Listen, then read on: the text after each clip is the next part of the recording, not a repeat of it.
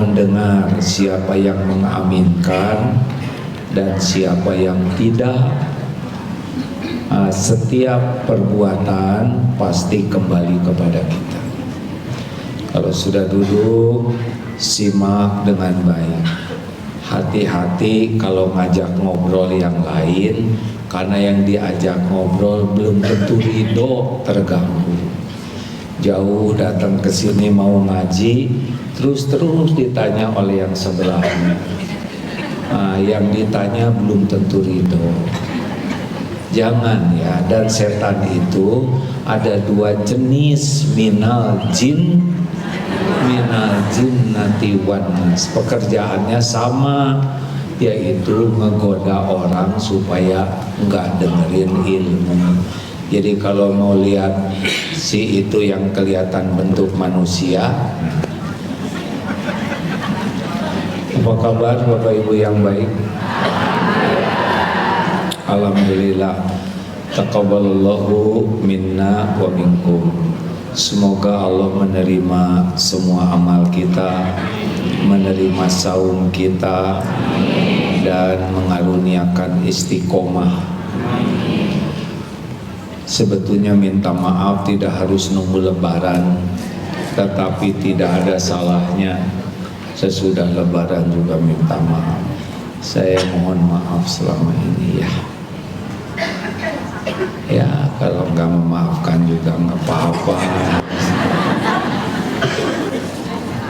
Baik rekan-rekan sekalian,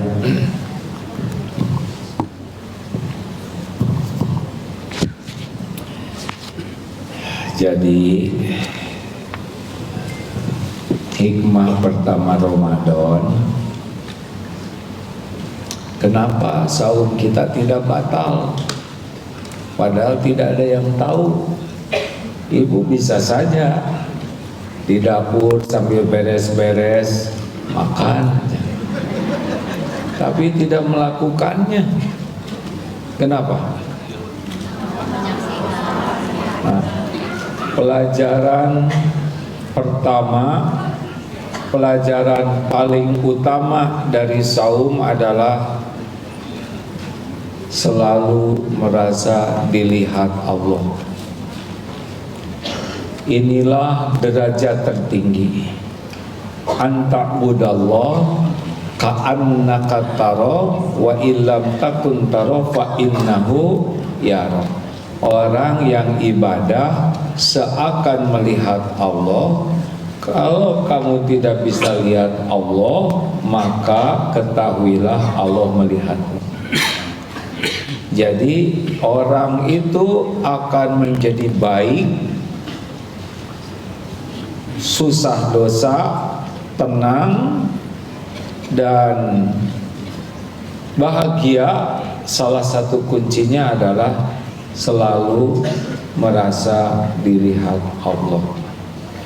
Ali Imran ayat 5, Innallaha la yakhfa alaihi syai'un fil ardi wala fis sama. Sesungguhnya bagi Allah tidak ada yang tersembunyi, baik di bumi maupun di langit.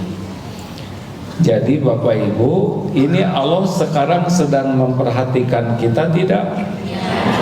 Allah melihat kita tidak? Adakah yang tersembunyi bagi Allah? Adakah yang bisa bersembunyi dari Allah? Jawab. Apakah Allah menyaksikan segala-galanya? Apakah Allah tahu segala-galanya? Bagus. Allah tahu siapa yang hadir? Kelakuan yang hadir ini Allah tahu. Dosa-dosa emak-emak ini Allah tahu. Yang belum ditanya udah jawab.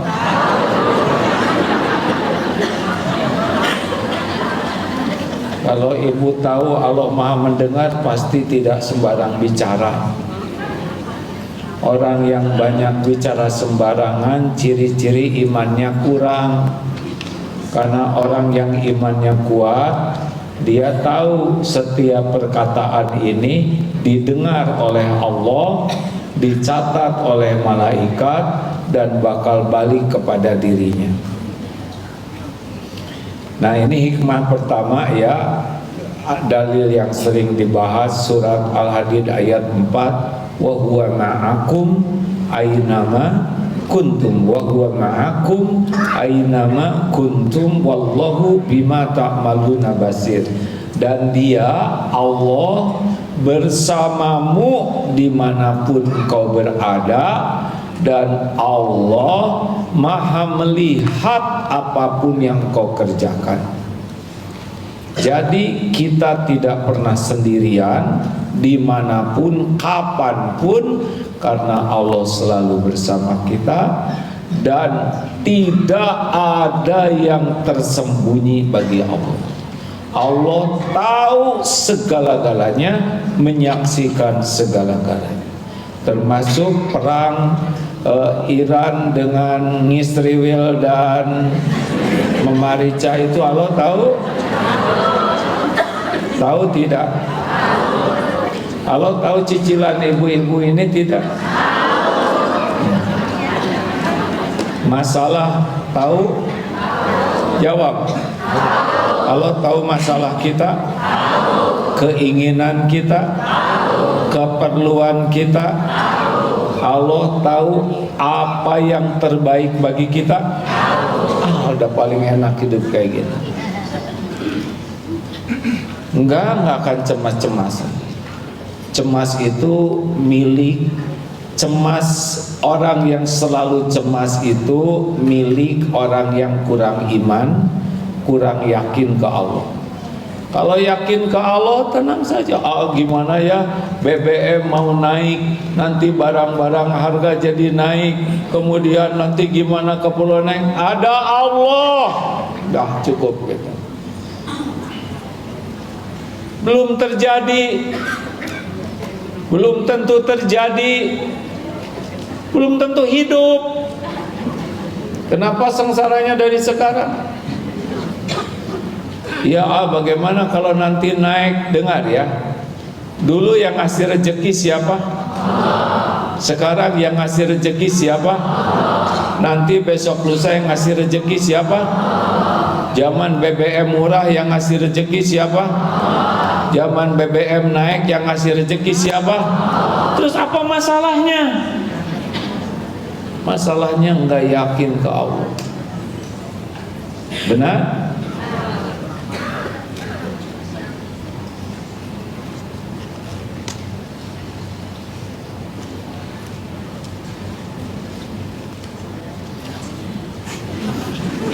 Kasihan yang ngobrol. Kenapa diem katanya? Kan udah dibilangin ibu, saya itu kata guru kalau lagi ceramah ada yang ngobrol, harus diam. Kenapa? Siapa tahu obrolannya penting. Kalau saya ngomong terus ngeganggu yang ngobrol. Lama-lama yang ngobrolnya lihat ke saya. Jadi diam jangan ya. Kecuali lebih penting dari ilmu ini, silakan. Ini mengulang.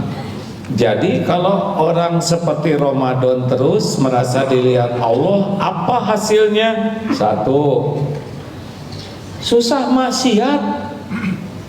Orang maksiat itu gara-gara dia tidak yakin dilihat oleh Allah.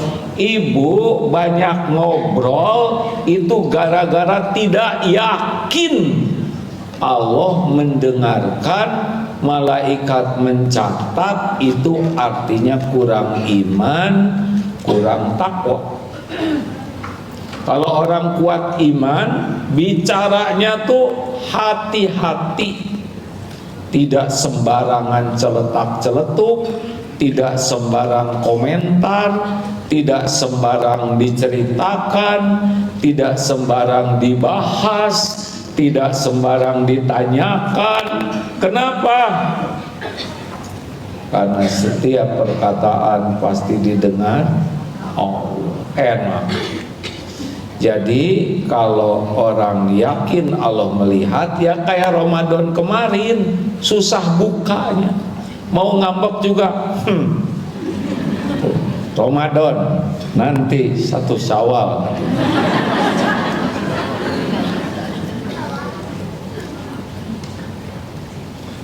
Orang yang merasa Allah selalu melihatnya, dia susah maksiat, tidak ada tempat untuk maksiat. Kalau orang tergelincir berbuat dosa, pasti lagi nggak ingat Allah. Benar? 2. Apa ciri orang yang selalu merasa dilihat Allah? Mudah untuk jadi ikhlas. Kenapa kita ribet dengan dilihat orang, dinilai orang, sedang Allah sudah melihat kita? Orang mau tahu, orang mau tidak tahu, sama saja. Allah pasti jawab. Orang mau lihat, orang tidak lihat, sama. Allah pasti lihat, ya. Ini saya kenapa katanya aja di emosi begini. Coba perhatikan pertanyaannya.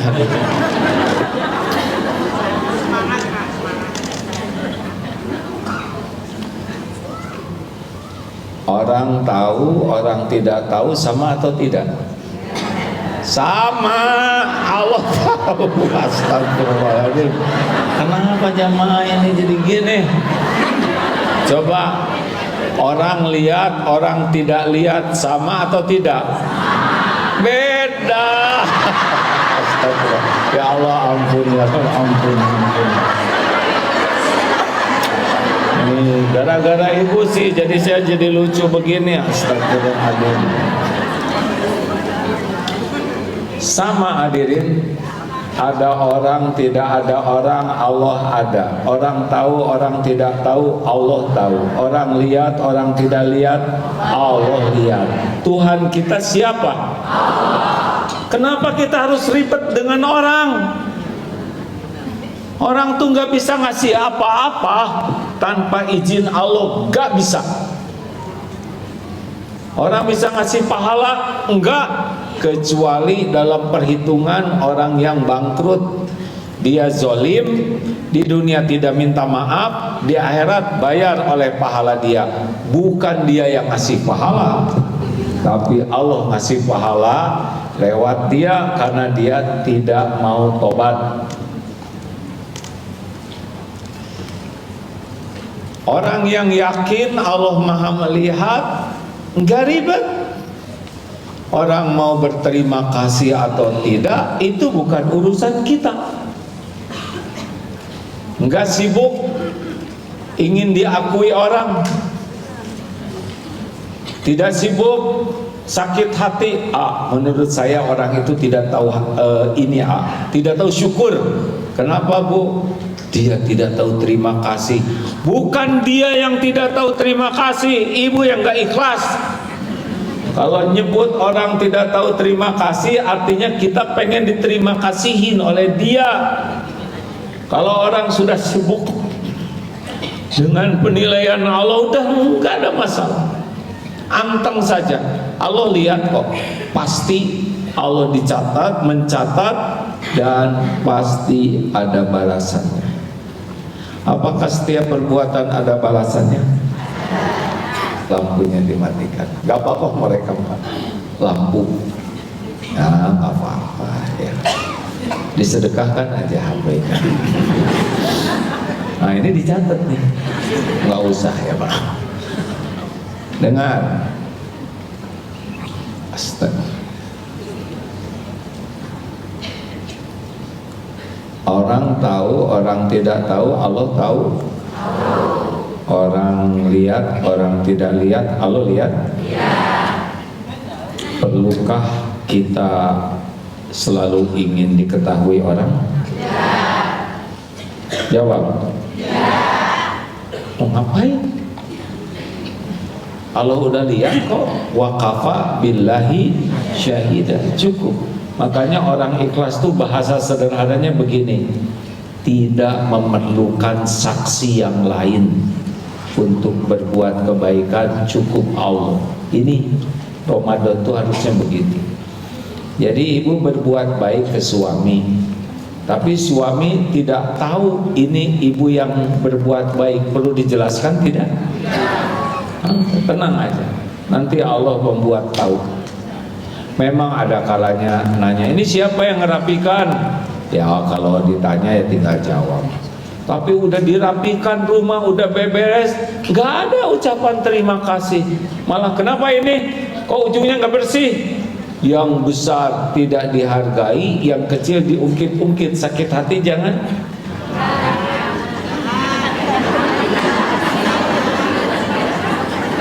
Sakit hati jangan. Kira-kira kalau sakit hati urusan jadi beres atau nambah? Terus mau ngapain sakit hati? Kita udah ngeberesin serumah, pojoknya kelewat. Ini pojok masih kotor, gak bener banget sih. Tinggal beresin aja. Sudah dibereskan, tidak berterima kasih. Bagaimana?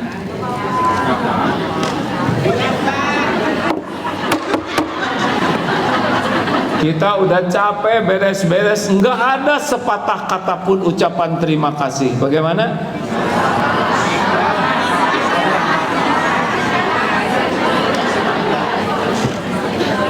Kenapa jadi rewel begini? Istighfar, kena gini. Shh, dengerin. Kita udah berbuat yang terbaik, tapi tidak diterima kasihi. Bagaimana? Nggak apa-apa. Orang yang sakit hati pasti kurang ikhlas, lebih mengharapkan terima kasih orang. Padahal orang berterima kasih, orang tidak berterima kasih, dua-duanya adalah ujian. Orang berterima kasih itu ujian dari Allah.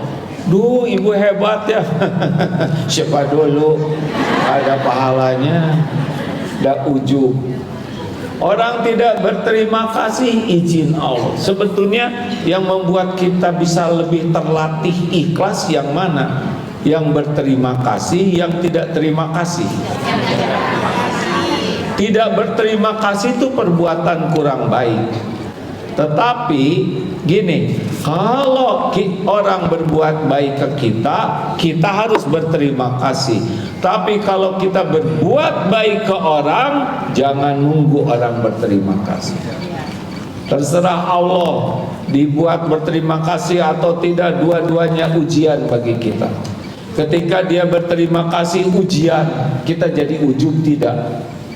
Kan ada yang jadi ujub, Bu terima kasih ya, siapa dulu dong.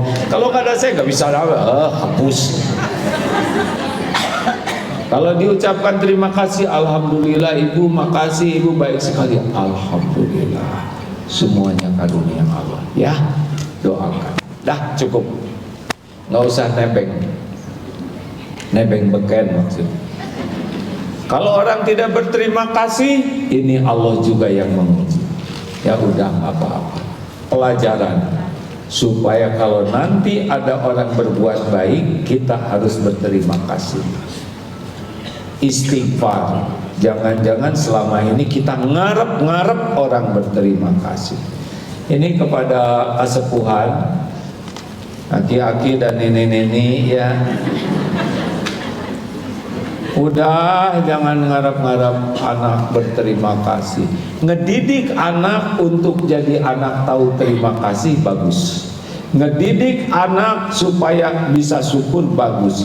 Tapi itu ilmu yang harus disampaikan, cuma hati jangan ngarap-ngarap, sakit nanti.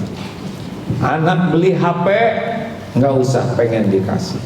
Anak punya gaji nggak usah pengen dikasih. Emang sunatulahnya seujiannya begitu ya, orang tua bekerja habis-habisan dapat uang untuk anak dapat uang enggak kepikir untuk kita ya, kecuali sedikit. Jangan ngarap-ngarap dikasih, nanti sakit hati. Jangan ngarap-ngarap dibeliin tas, ditraktir, dibeliin rumah, udah jangan. Nanti nyiksa. Dan ngarap-ngarap juga kalau Allah nggak ngasih nggak akan dapat. Betul? Ini wajahnya wajah menjiwai. Membuknya. Ini juga lelaki sejati. Udah nggak usah ngarap. Maaf, nggak usah. Lakukan aja yang terbaik jadi lelaki. Lakukan, lupakan. Lakukan. Mungkinkah Allah tidak melihat yang kita lakukan?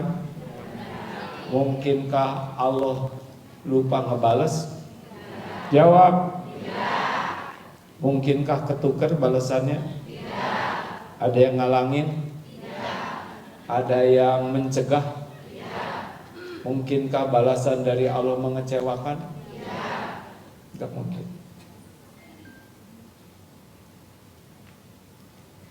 Jangan ngarap-ngarap dari makhluk. Allah nggak suka. Kalau kita ngarap-ngarap dari makhluk, Allah tahu isi hati kita. Allah akan bikin hati kita jadi sempit, jadi luka, jadi sedih, jadi marah karena ngarap-ngarap. Padahal semua nikmat milik siapa?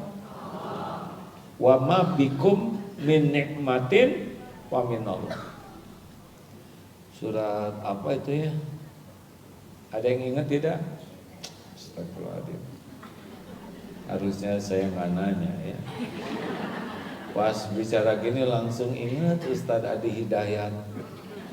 Beliau mah jangankan hanya ayatnya, tempatnya juga tahu itu.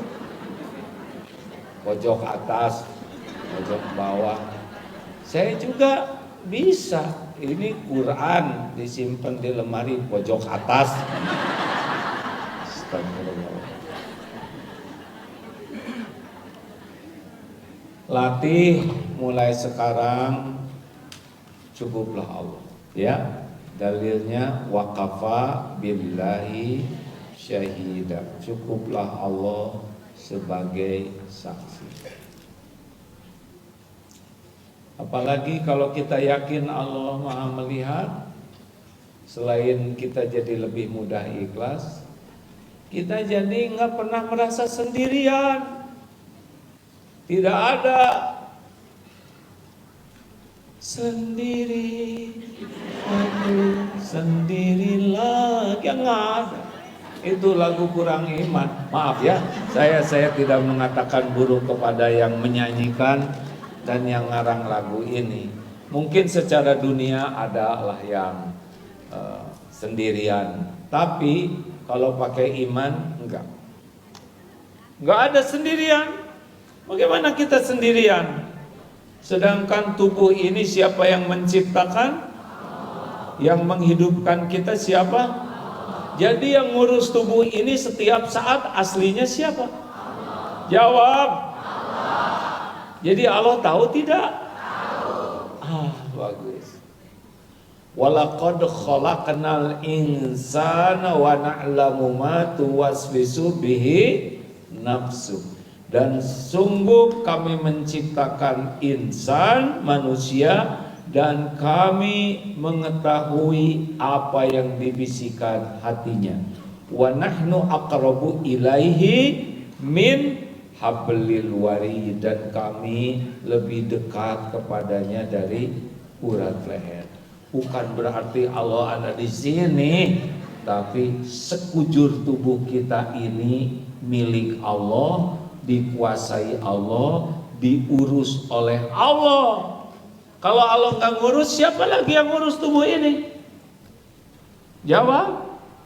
Ibu kan pernah ngurus anak. Benar gitu ngurusnya? Ini pertanyaan agak ngejepet nih. Ya qadarullah saya dititipin 11 anak. Aduh, Ngurus apa saya ini? Giliran ngasih nasihat juga nggak cocok dengan kelakuan sendiri. Ngasih contoh belum tentu bagus. Ngurus apa? Ngemandiin, paling pakai selang begitu. Mandiin, nggak bersih, gosok gigi, ini dia sendiri yang disuruh gosok. Apa? Nggak bisa. Kita nggak bisa ngurus anak dengan baik, betul ini? Apa? Makanya jangan sok berjasa, jangan sok penting. Ini Ibu Muna, iya udah tahu. Ibu yang hamil, ibu yang melahirkan, ibu yang menyusui. Nggak boleh ngomong gitu ya Bu. Mungkin di hati anak, atuh siapa suruh? Ya saya emang nggak pesan. Nggak boleh mikir gitu ya. Jadi Allah tahu keadaan kita. Yang ngurus kita siapa? Pernahkah kita lepas dari karunia Allah? Ini jawabnya sedikit. Pernahkah kita lepas dari limpahan karunia Allah? Pernah nggak Allah nggak ngurus kita barang seminggu gitu? Sehari? Sejam, semenit aja dicuekin oleh Allah? Enggak. Jadi kalau ada yang merasa, aduh hidup saya ini serba kekurangan, benar, kurang syukur, ya. Karena aslinya melimpah ruah karunia Allah. Aduh, kalau kita jadi ahli syukur, pasti hidupnya pengen nangis. Karena saking banyaknya nikmat yang Allah berikan.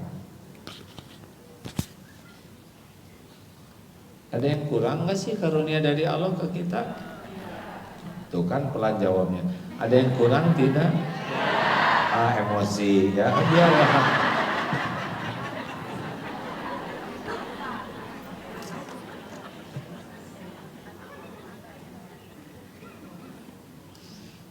Makanya udahlah, nggak usah capek-capek mikirin yang nggak ada. Nggak mungkin Allah tuh pelit. Tinggal syukur, gampang kok mendatangkan nikmat tuh. La in syakartum la azidannakum dan wala in kafartum inna azabi lasyadid. Jadi yang Allah tuh udah jelas sekali ya. Kamu syukur ditambah nikmat. Udah nggak usah rewel. Allah udah tahu semua keadaan kita, tahu semua keperluan kita, masalah kita, bukan yang sekarang aja. Tahu keperluan kita besok, lusa, sampai kita nanti mati, Allah udah tahu keperluan kita. Gak usah rewel. Kita enggak tahu. Benar? Enak kan kalau yakin ke Allah? Jadi masalah hidup kita tuh kurang yakin, akibatnya kurang syukur, kurang sabar, kurang ikhlas, kurang tobat. Kalau dikumpulkan namanya kurang. Siapa yang nyebut kurang ajar? Sama jawabannya.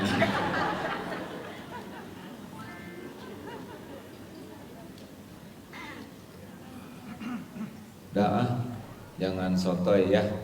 Jangan merasa sendirian karena tubuh ini juga diurus oleh Allah. Jadi kalau kita nggak merasa sendirian gimana ya, kita jadi gampang.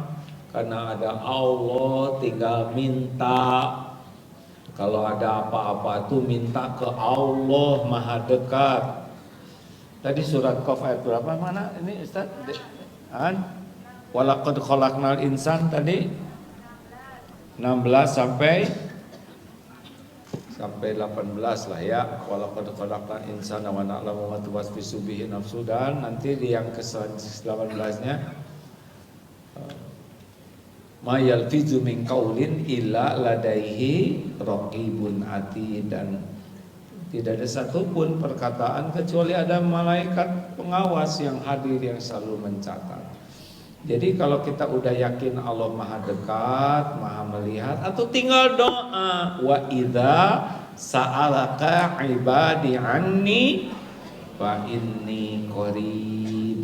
Apabila hamba-hambaku bertanya kepadamu wahai Muhammad tentang aku, katakan aku adalah dekat. Allah maha dekat. Ujibu da'watad da'i idza da'an. Aku mengabulkan doa orang-orang yang berdoa apabila berdoa kepadaku. Jadi kalau udah yakin Allah maha dekat, maha melihat, tinggal minta. Ya Allah, enak bener. Dan doa itu la yaruddu qada ila du'a, bisa mengubah takdir dari satu takdir ke takdir lain. Misal ya, ingat anak, maaf ya bagi yang belum dititipi anak, sebetulnya begini, ini cerita dikit.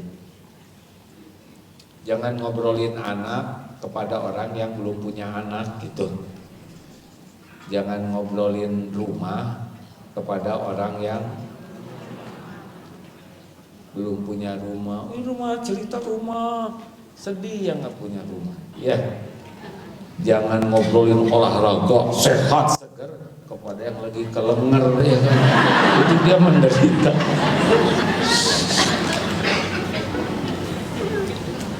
Nah, Bu, Pak, kalau udah yakin Allah maha dekat, maka tinggal doa. Doa sebelum apa-apa tuh doa. Mau makan, mau tidur, bangun tidur, ke toilet, mau berpakaian, mau pergi, doa. Sebab segala urusan itu ada dalam kekuasaan Allah. Terjadi atau tidak terjadi sesuatu itu tergantung Allah. Misal nih Bapak ya, istri lagi ngomel nih Pak, misal apa yang Bapak lakukan? Diam. Ada lagi? Jawab Pak. Tinggalin. Apa Pak? Kok nggak jelas begini nih lelakinya? Iko gimana? Kalau diomelin istri? Diam. Doa. Ya Allah, perlu diajarin doa. Doakan. Doa apa? Doa supaya ya ampun nih, astagfirullah. Ini tetap digemes berarti ini. Jadi kalau dari pihak mana aja ya yang lagi bunyi berbek misalnya, izin Allah bukan? Mau siapa aja yang lagi jengkel, nah yang lagi dijengkelin ingat ini izin Allah. Siapa yang bisa membuatnya diam? Bagus. Nggak usah. Kita gimana? Nggak usah gitu. Udah zikir aja. Zikir apa? Doa yang paling pas dalam situasi kejepit begitu. Innalillahi wa inna ilaihi nipasin kain kafan kita.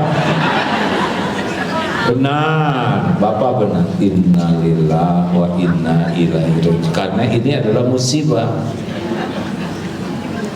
Ada lagi apa?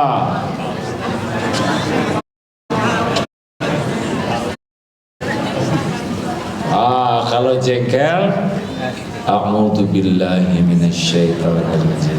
Ini benar ini, karena setan kan ngepus kita supaya duel, ya kan? Supaya berantem. A'udzu billahi minasyaitonir. Ada lagi perkataan penting kalau ada situasi yang nggak enak kayak gini, apa? Pasangan dari innalillahi apa? Qadarullah wa ma syaa fa'al. Ini takdir Allah.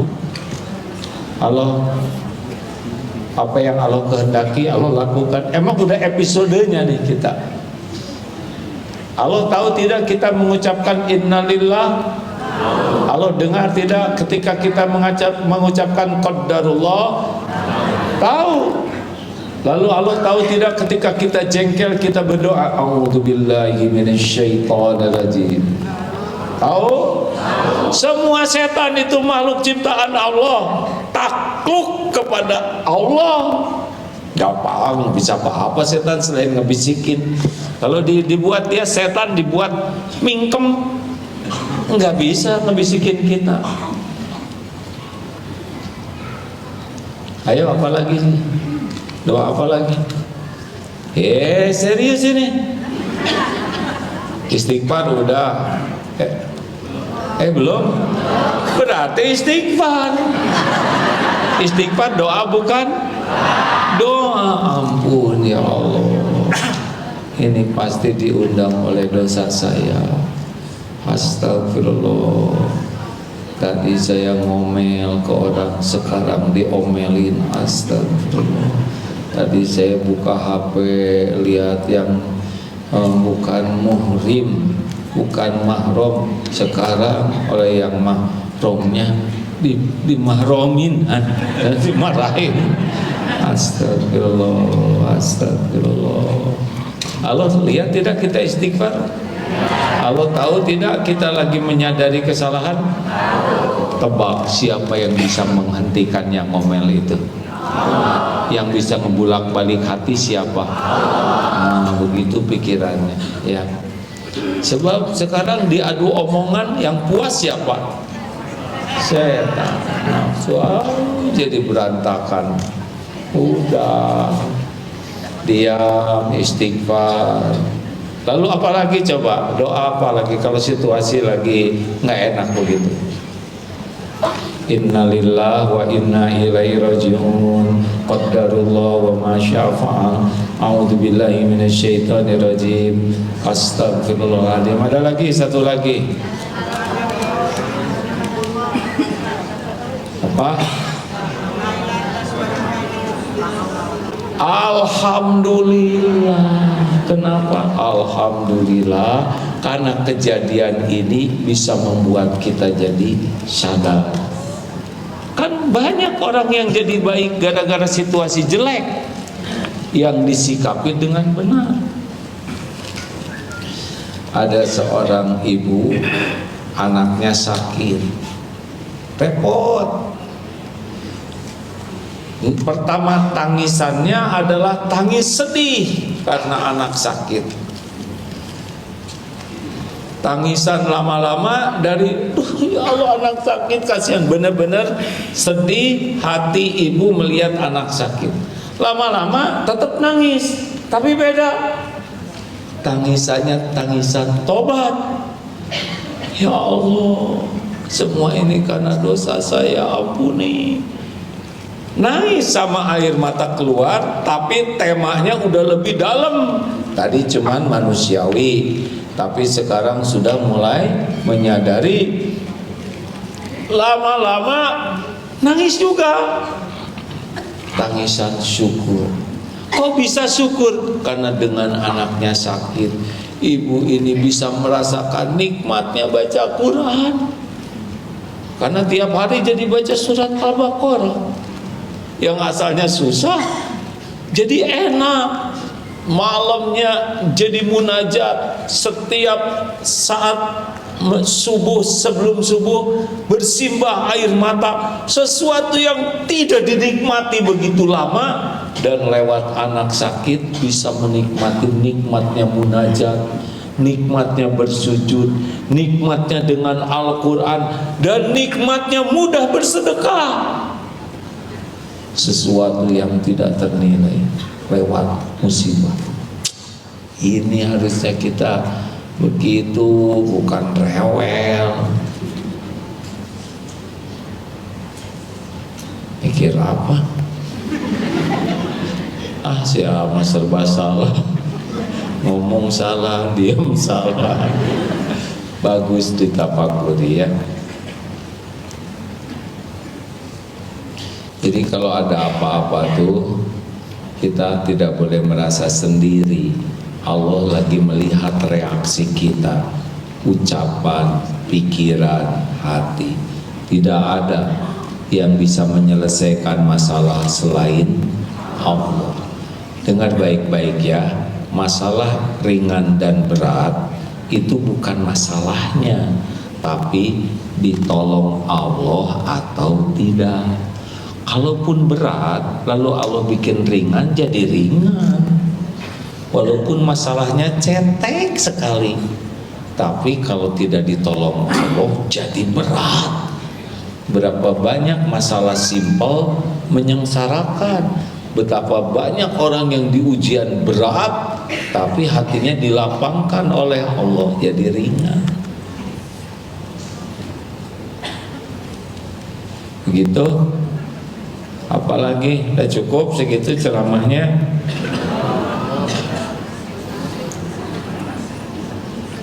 Apalagi hikmahnya? Ya, kalau merasa ada Allah, mudah doa, sholat jadi nikmat, khusyuk, dan kita jadi tenang karena kita tidak merasa sendirian. Kan yang bikin pedih itu merasa ditinggalkan, betul tidak? Merasa enggak ada yang perhatikan, merasa kita ngadepin semuanya sendiri, itu kan yang berat.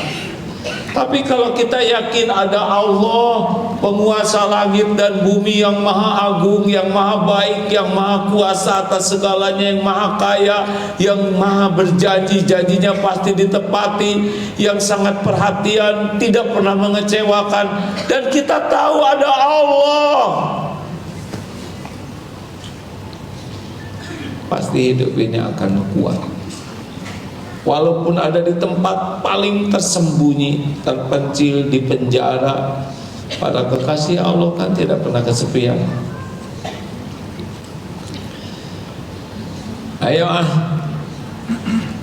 jangan ribet dengan selain Allah, habis waktu ini itu dengan model, dengan bukan tidak boleh punya dunia, tapi apa sih?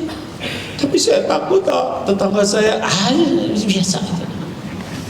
Tetangga juga nanti pada meninggal, ya kan? Benar nggak sih? Dan mau ngapain juga? Tapi orang itu ngomongnya jelek banget, menyakitkan. Terus apa urusan kita dengan omongan orang? Nabi aja yang mulia dihina, masa kita yang hina asli nggak ada yang menghina? Sakit hati itu bukan karena dihina, sakit hati itu karena apa?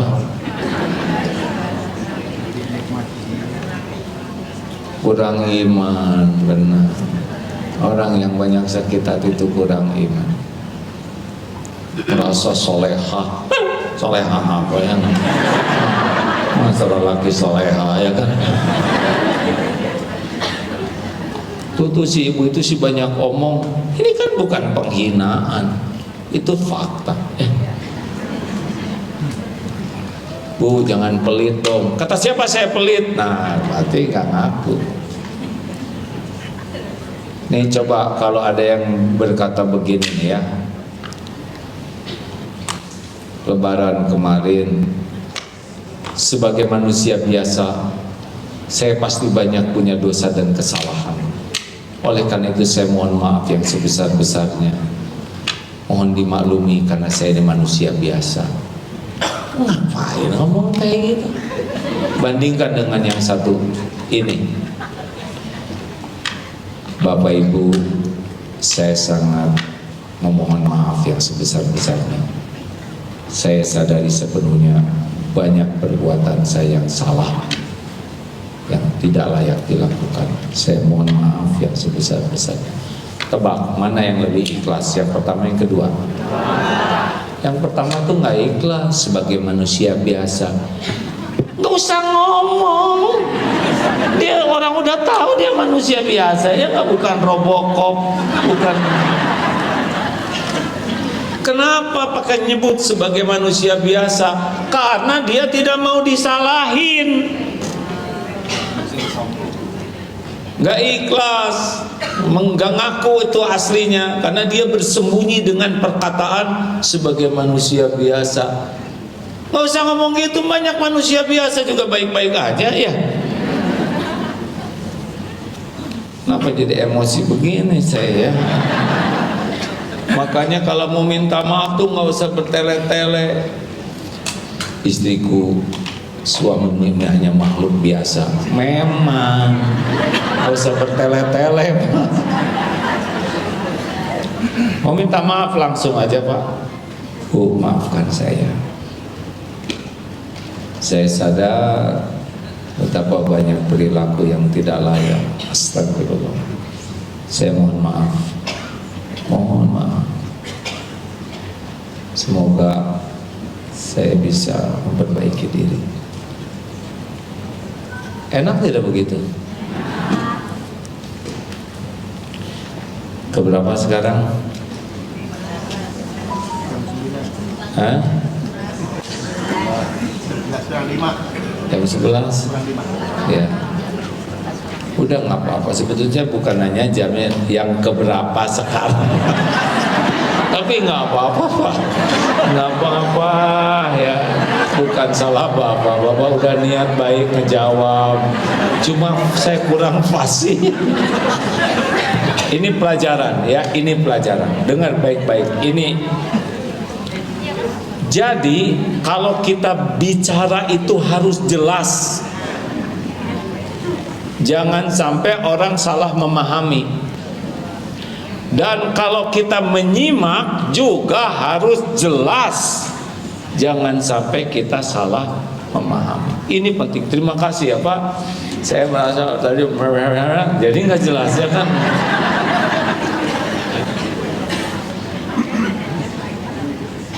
Berapa banyak masalah timbul karena kita tidak tepat dalam memberikan informasi. Ini pelajarannya. Terakhir yang kelima, terserahlah yang keberapa aja ya. Oh, ada dua lagi ya. Kalau kita tahu, Allah sudah tahu, mau ngapain kita curhat ke sembarang orang? Orang yang suka curhat di medsos, padahal ini nggak jelas siapa yang baca, mau apa? Orang yang sembarang curhat urusan pribadi keluarga kepada sembarangan, itu ciri orang yang nggak ridho ke takdir. Jangan sembarang curhat ke teman, sedang dia aja baru curhat ke teman lainnya. Yang kita curhatin itu kalau bukan ahlinya, dengar. Kalau kita ngobrol dengan orang yang kurang iman, curhat ke dia, udah bisa jadi nasihatnya ngaco, bisa berbalik tuh dengan nasihat yang merusak, dan dia jadi punya akses kayak kita buka pintu untuk terus masuk ke dalam kehidupan pribadi kita. Dan dia bisa sotoy, sok tahu, menceritakan ke semua orang, ceritanya mau nolong, padahal bisa jadi nambah masalah. Stop curhat ke sembarang orang. Sebelum curhat ke orang, curhat dulu ke Allah. Lalu minta ke Allah, tunjukkan ya Allah jalan lewat siapa yang kau kehendaki. Jangan bicara ke orang sebelum minta ke Allah, dan nanti pilihannya harus kepada ahlinya. Jangan curhat kepada yang bukan ahlinya, karena kalau yang bukan ahlinya petaka. Dan kalau curhat ke orang juga, jangan berharap dari orang tersebut, tolonglah, hanya engkau Pak yang bisa menolong saya, tidak ada lagi selain Bapak. Musyrik ya kan. Bicara secukupnya, karena yang bisa menolong hanya Allah semata. Hasbunallah wa ni'mal wakil, ni'mal maula wa ni'mal nasir. Bu, saya dapat keluhan dari para suami yang lagi belajar memperbaiki diri. Ini istri saya ini segala dicurhatin ke suami, kelenger suaminya. Kalau yang nggak perlu mau, udahlah, nggak perlu dibahas, sayang waktu. Apalagi mau tidur, curhatnya yang horor. Udahlah, nggak akan beres. Dicurhatkan ke orang kecuali sesudah curhat ke Allah, minta tolong ke Allah, bicara ke orang secukupnya, yang aman-aman saja. Bergabung jin dan manusia mau nolong kita, tapi Allah tidak menghendaki. Apakah terjadi atau tidak?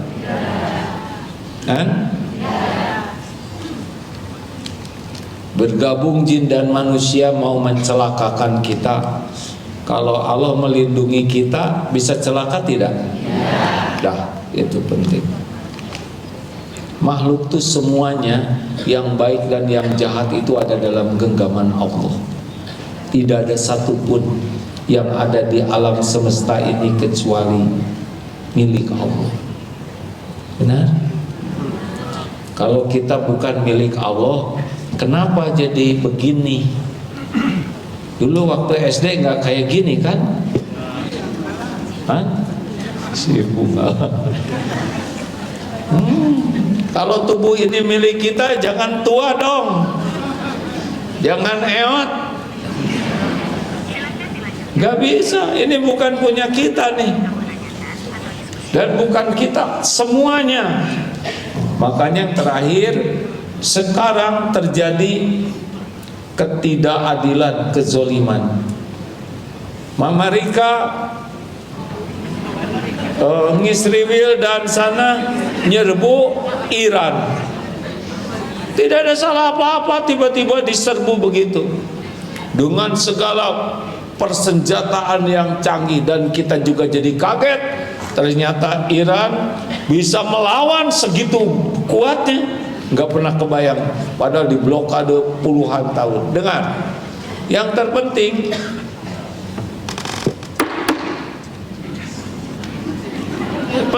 Presiden ngentrum itu dan benyamuk itu semuanya makhluk Allah juga. Benar? Hanya mereka kepilih jadi contoh zalim, jadi jalan terjadinya kerusakan. Nanti pada waktunya bukan hanya yang kena bom yang meninggal tuh yang nyuruh-nyuruhnya juga, dan juga kita. Benar? Emang meninggal harus karena perang? Tidak. Meninggal tuh karena waktunya tiba. Allah memerintahkan malaikat maut pencabut nyawa, nyabut nyawanya pada waktu yang ditentukan Allah, di tempat yang dikehendaki Allah, dengan cara yang Allah perintahkan. Jadi kalau lihat gini, wah kan sok, udahan nanti juga semuanya. Demi Allah pasti ada waktunya mati semuanya. Benar? Makanya kalau baca berita itu tidak boleh hanya sampai beritanya, nyambung ke Allah. Mereka semuanya makhluk ciptaan Allah. Ada yang dipilih bisa menyebut nama Allah, berjuang di jalan Allah. Ada yang jadi makhluk zolim. Aduh, balasannya nanti. Ini tidak semua urusan selesai di dunia.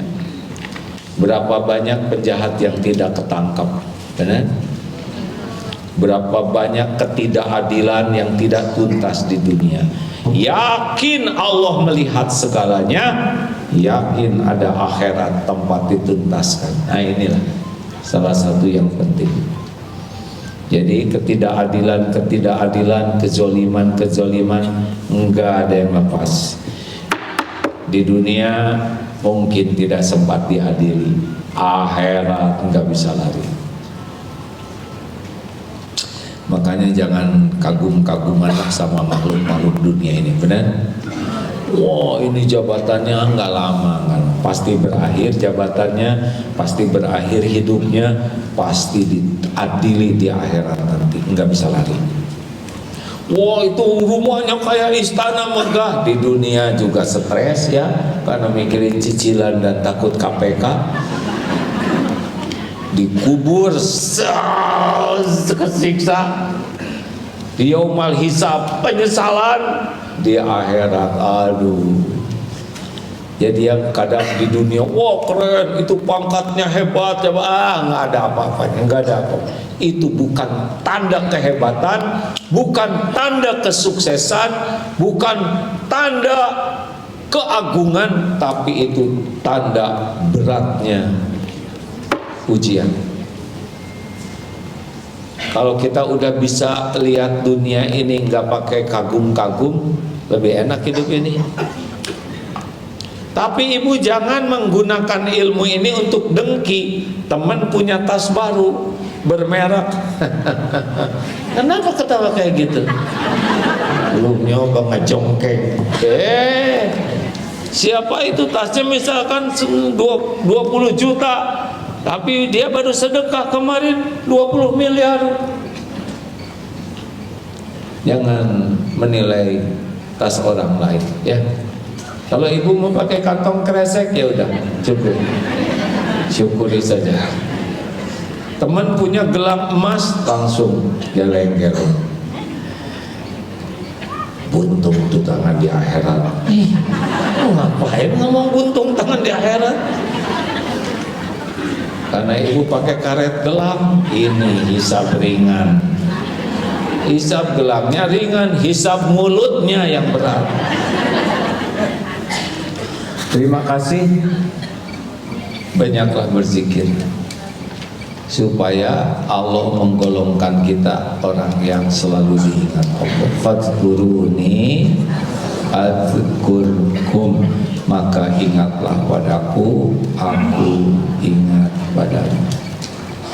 Segitu. Terima kasih hadirin. Ada yang mau ditambahkan Ustaz? Hari ini hikmah Ramadan aja ya, dan bonus aja lah, nggak usah nanya ya. Apakah hikmah lainnya? Ini yang kedua ya. Ternyata kita tuh kuat saum 30 hari berturut-turut, benar? Allah ngasih tahu kita tuh kuat saum. Kenapa Senin Kamis nggak kuat? Padahal Allah udah ngasih tahu 30 hari kuat. Dengerin, hadirin. Aduh, tapi saya juga Syawal nggak tamat-tamat ini. Ini ceramah ini rada nggak enak nih. Habis mau ceramah disuguhin. Ini juga lagi nungguin disuguhin. Ternyata kita kuat sholat malam. Buat yang jarang tahajud, qiyamul lail, Allah memberitahu kita bisa sholat malam. Ternyata kita bisa baca Quran banyak walaupun sibuk, betul tidak? Kenapa habis Ramadan jadi nggak baca lagi? Tuhan kita di bulan Ramadan siapa? Tuhan kita sesudah Ramadan siapa? Kenapa dibeda-bedain? Ini serius nih. Ternyata kita tuh bisa sedekah banyak. Ramadan kan dikit-dikit sedekah ya. Nah, habis Ramadan kembali kepada pelitwati.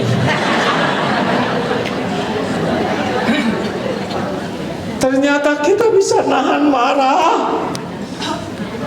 Waktu Ramadan kan Saum.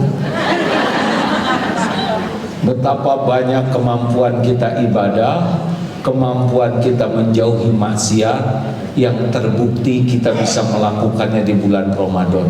Itu bekal agar 11 bulan sesudah Ramadan kita bisa melakukan hal yang sama, syukur lebih baik. Jelas Ibu Bapak? Jadi Ramadan itu adalah bukan berakhir dengan Ramadannya, adalah bekal untuk 11 bulan selanjutnya, bukan akhir dari sebuah kebaikan. Terima kasih Bapak Ibu yang baik. Masya Allah hari ini banyak sekali. Ini saya ingat dulu ya, penghalang ini asalnya di sini, geser situ. Sekarang bapak-bapak lihat sampai mepet-mepet begitu. Kenapa banyak ibu-ibu yang datang, bapak-bapak sedikit? Kalau nyebut kerja ini gimana ini? Ini para pemilik perusahaan. Kan harus berbaik sangka ya kan.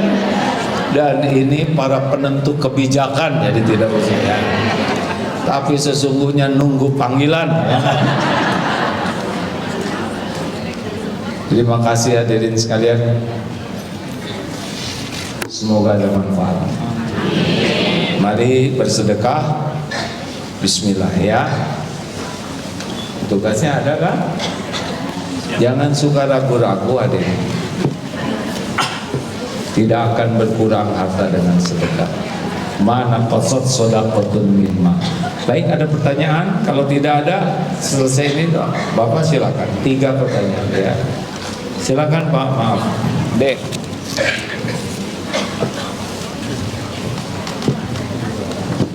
Silakan Pak.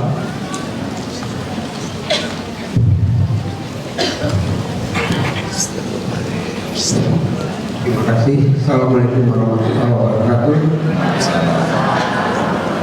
Saya ingin curhat Pak Hakim, tapi tadi saya mendengar kita tidak boleh curhat kepada Allah dan kepada manusia, kepada ahlinya. Kepada manusia itu bertukar pikiran Pak, karena manusia tidak bisa nolong kalau Allah nggak nolong, betul tidak? Ya, silakan sampaikan secukupnya Pak. Ya, jadi saya pikir gimana ahlinya, jadi saya bisa ada dua hal yang ingin saya sampaikan. Yang pertama adalah ini terjadi di keluarga saya. Suami dari keponakan saya ini dia dokter di agama. Gini, tidak usah detail ya. Ada sebuah keluarga, suaminya ada ilmu agamanya. Tapi kalau detail pada ingat ke Bapak ya kan. Lanjut Pak. Ya, jadi dengan ilmu yang dia miliki tidak sesuai dengan apa yang dia mau. Contohnya adalah kalau ketemu dengan pamannya, tentunya dia tidak menyapa hasil assalamualaikum. Dan saya yakin dia tahu itu dari karena ada bilang wala tanya apa tadi wala tamsif Baik, inti pertanyaannya adalah bagaimana menyikapi keponakan yang dia juga ustaz ya, tapi sudah punya Baik, ini mulai ngobrol nih Ibu. Satu aja ya Pak, bagaimana menyikapi saudara secara ilmu agamanya sudah banyak, bahkan berdakwah, tapi kepada kita sikapnya menurut kita tidak sesuai dengan ilmunya. Begitu pertanyaannya Pak. Satu, kalau ada orang yang sikapnya kurang baik, satu, ini izin Allah bukan? Ada izin Allah, ada ridho Allah. Yang terjadi itu izin Allah, tapi belum tentu Allah ridho. Kalau itu perbuatan buruk, Allah tidak ridho. Kalau ada orang sikapnya kurang baik ke kita, menurut kita, satu, ini adalah ladang ilmu. Kita jadi tahu nih bahwa kalau orang berilmu dan sikapnya tidak cocok, orang jadi nggak suka. Langsung jadi pelajaran. Kalau begitu saya harus cocok dengan perkataan dan perbuatan. Jadi beliau jadi guru yang mengajari kita contoh yang tidak boleh kita tiru. Dua, kalau ada orang yang sikapnya nggak bagus kata-katanya, syukur, bukan kita yang jadi dia. Benar? Coba ibu kalau kecopetan, sabar atau syukur?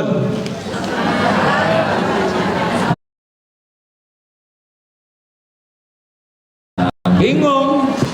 Nyebut syukur takut kecopetan, nyebut sabar takut salah. Jadi pinter tadi dua-duanya katanya. Kalau ibu bahagia banget ya. Kita harus sabar, kita juga harus syukur. Untung bukan kita yang jadi copetnya, benar? Oh, kalau nggak dilindungi Allah, kita bisa nyopet ini. Kalau tidak diberi hidayah, jadilah presiden zalim seperti itu. Tiga, teruskan jangan ini. Teruskan. Syukur, yang pertama tadi ladang ilmu, dua ladang syukur, tiga ladang apa? Kita ladang tafakur. Kenapa ini menimpa saya? Jangan-jangan ini teguran dari Allah karena kelakuan saya pun sama, cuma saya enggak ngaku gitu. Karena orang yang selalu fokus kepada kesalahan orang lain, dia tidak bisa lihat kesalahannya sendiri. Astagfirullah, ada orang gini ke saya, jangan-jangan ini persis dengan saya nih, cuma saya nggak ngaku. Lalu yang keempat, ladang taubat. Astagfirullah, ampuni ya Allah. Ini orang sikapnya nggak enak. Perbuatan, perkataan orang yang nggak enak itu penggugur dosa. Kalau kita bawa taubat, ini karena dosa saya mendapatkan keadaan nggak enak. Dalilnya As-Surah ayat 30. Astagfirullah.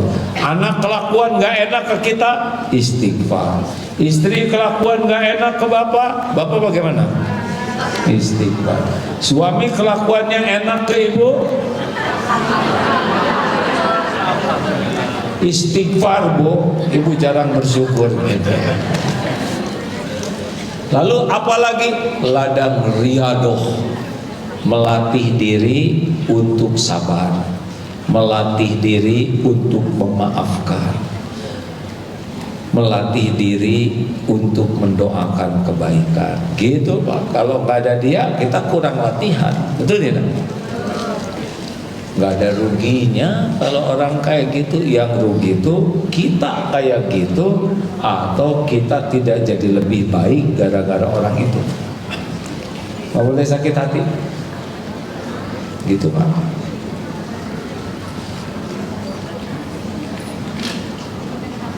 Jadi kita maju terus. Terakhir, Bu. Assalamualaikum warahmatullahi wabarakatuh. Waalaikumsalam. Bismillah. Gimana kalau kita puasa meniatkan untuk anak, misalkan dimudahkan ujian atau lagi dalam masa-masa sulit. Baik. Terima kasih Ustaz. Bagaimana? Waalaikumsalam. Bagaimana kita puasa agar anak dimudahkan ujian? Gini aja Bu. Puasa apa namanya ya? Puasa ujian. Ibu mending saum Senin Kemis atau saum Daud dan memperbanyak doa untuk anak. Tadi ada yang nanya, anak saya pengen masuk angkatan saya baca Yasin 41 kali. Apakah kami atau mengundang orang? Gini ya, yang menentukan masuk atau tidak itu adalah Allah. Apa yang dilakukan, kalau baik istiqoroh sing jadi, kalau enggak jangan. Kalau berani begitu bagus. Jadi gimana nih, kita perlu mengundang orang 41 orang supaya, saya juga belum tahu kenapa 41 ya. Kagok 1000. Begini, yang paling penting justru yang bersangkutannya baca Quran.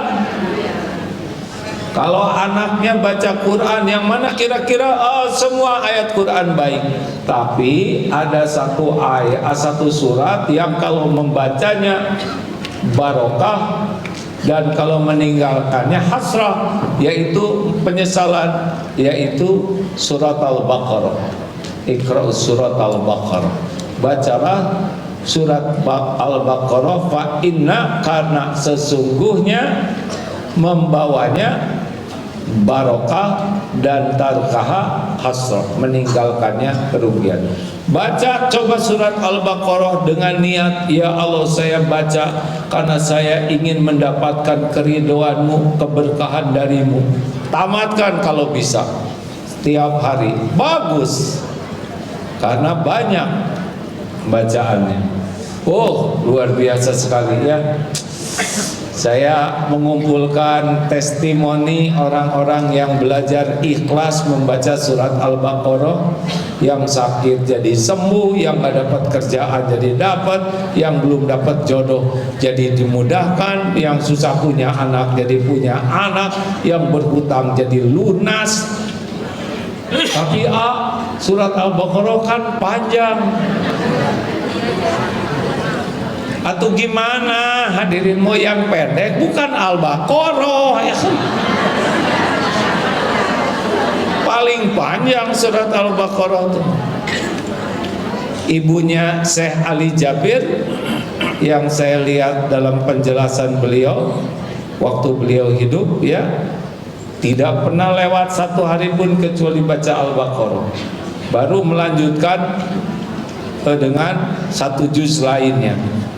Jadi yang Al-Baqarah tiap hari tamat, yang 30 juz sebulan tamat. Hasilnya anaknya dimudahkan oleh Allah jadi ulama.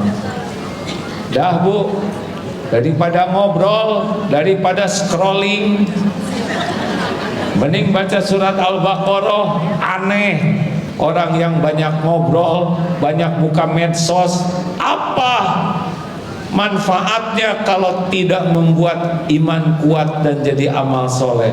Mendingan baca Quran, jelas satu huruf satu kebaikan kali 10. Bismillahirrahmanirrahim itu 190 kebaikan. Al-Baqarah itu 25.500 huruf, berarti 1/4 juta lebih berbuat kebaikan dalam tempo 1 jam. Ada yang rumahnya berantem melulu, baca itu surat Al-Baqarah di rumah. Suami istri baca, enggak berantem karena panjang ya kan.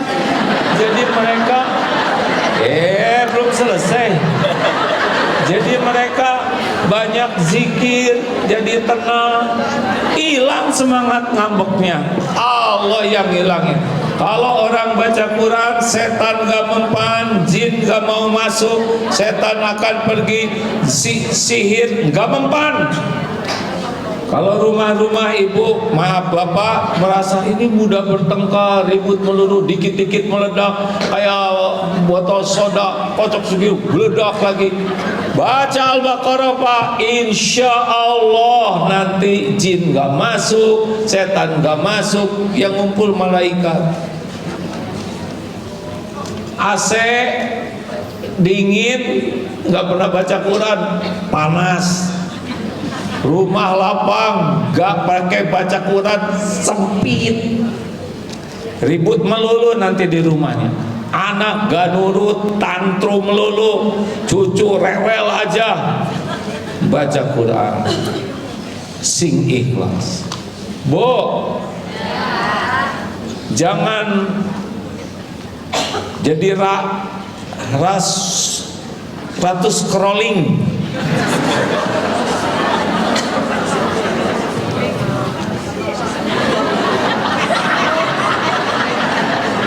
Sampai nyolek suami juga. Ini serius, udah ah. Jangan edik. Oh, terakhir, jangan pinjol. Aduh, saya dapat banyak input. Pinjol itu benar-benar kemudahan yang jadi bencana. Dan sebagian besar yang menggunakan pinjol adalah pinjolwati. Maksudnya perempuan.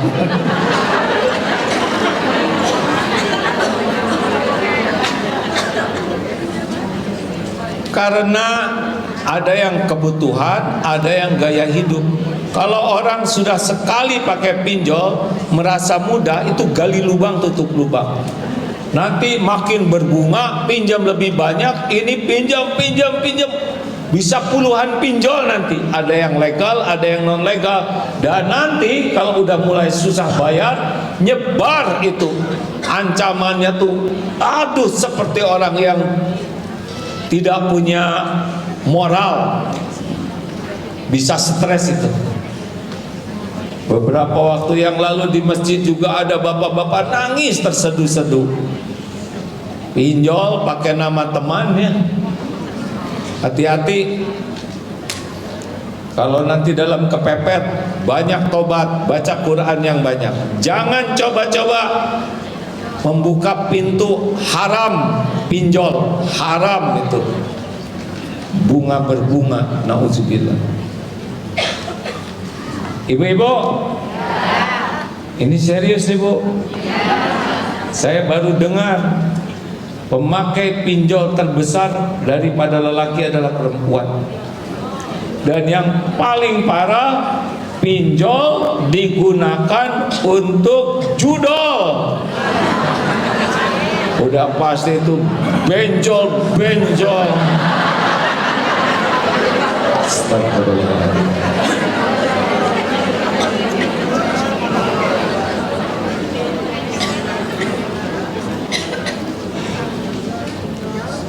Saya mau bergabung dengan barisan anti pinjol karena kemudahan ini ternyata jebakan. Orang memudahkan itu, para pengusaha pinjol tuh bukan niat nolong orang, tapi niatnya adalah mendapat uang sebanyak-banyaknya, dimudahkan tapi untuk meres orang. Mudah-mudahan OJK mengadakan survei dan penelitian yang objektif tentang korban pinjol ini, yang banyak sekali orang yang akhirnya putus asa. Ada nggak nih orang OJK yang menyimak? Tolong Pak OJK adakan penelitian objektif, survei yang kredibel, bagaimana dampaknya pinjol ini kepada kehidupan masyarakat. Jangan sampai kemudahan ini ternyata menjadi bencana bagi keluarga-keluarga, terutama yang belum kuat ya imannya, sehingga mudah memakan yang haram, menggunakan yang haram, dan akhirnya kebelit, jadi hancur-hancuran keluarganya. Tidak sedikit korbannya, dan saya pikir OJK juga nanti di akhirat akan dituntut. Maaf ya, engkau minta tolong tapi nuntut ya. Terima kasih Bapak Ibu. Allahumma sholli ala sayyidina Muhammad wa ala alihi wa ashabihi ajma'in. Alhamdulillah ya Allah, wahai yang maha mendengar,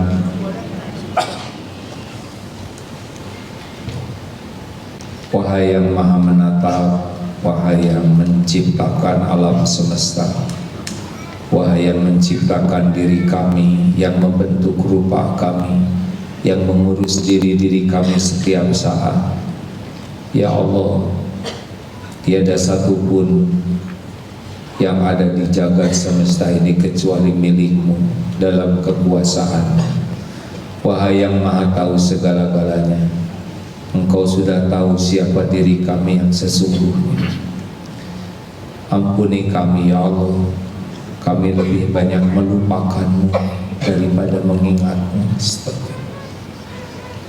Masih sering ragu kepadamu, masih sangat jarang mensyukuri nikmat-Mu, padahal karunia dari-Mu melimpah setiap saat, melimpah ruah. Ampuni kami jarang bersyukur, bahkan betapa banyak titipan-Mu, karunia-Mu yang kami gunakan untuk berbuat maksiat dan dosa, menjadi jalan kami sombong, zalim, astagfirullah. Ya Allah, ampuni kami jarang bersabar ketika Engkau uji, padahal ujian dari-Mu pasti seluruhnya baik, hanya untuk kebaikan kami. Ampuni kami sering tidak ridho kepada takdir ya Allah, sering berburuk sangka kepadamu, bahkan sering kecewa dengan takdir-Mu, padahal Engkau lah yang maha baik, yang menginginkan kami selamat dunia akhirat. Ya Allah, ampuni segala kemusyrikan kami. Engkau tahu hati kami lebih banyak bergantung kepada selain Engkau. Ampuni segala kemunafikan kami. Engkau sudah lihat segala kebohongan kami, topeng-topeng kami. Ampuni segala kesombongan kami ya Allah, padahal yang kami sombongkan adalah titipan. Ampuni kedengkian di hati kami kepada orang beriman. Ya Allah, Allahumma inna nas'aluka qalban salim. Karuniakan kepada kami qalbun salim, hati yang bersih, hati yang sehat, hati yang bening, hati yang selalu ingat padamu, hati yang yakin kepadamu. Allahumma a'inna ala zikrika wa syukrika wa husni ibadati. Tolong ya Rabb, agar hati ini menjadi hati yang tidak bisa lupa kepadamu.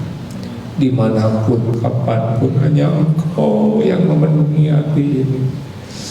Ya Allah, Allahumma inna nas'aluka taubatan nasuha wa taubatan qoblal maut wa rahmatan 'indal maut wa maghfiratan ba'dal maut.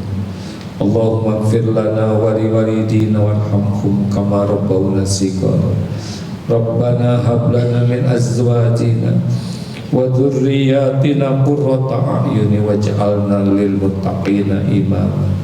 Ya Allah, jangan biarkan jamaah yang hadir, yang menyimak, yang galau kecuali Engkau tentramkan, yang sakit Engkau sembuhkan, yang dililit hutang Engkau lunasi ya Allah, yang kekurangan Engkau cukupi dengan rezeki yang halal berkah, yang sedang bingung Engkau beri petunjuk, yang belum mendapatkan pendamping Engkau berikan jodoh terbaik, yang belum berumah tangga Engkau titipkan rumah tangga sakinah.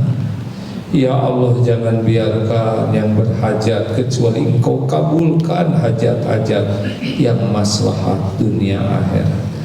Ya Allah, jadikan sisa umur ini merasakan nikmatnya ibadah, nikmatnya selalu bersama Quran, nikmatnya beramal soleh, nikmatnya istiqomah.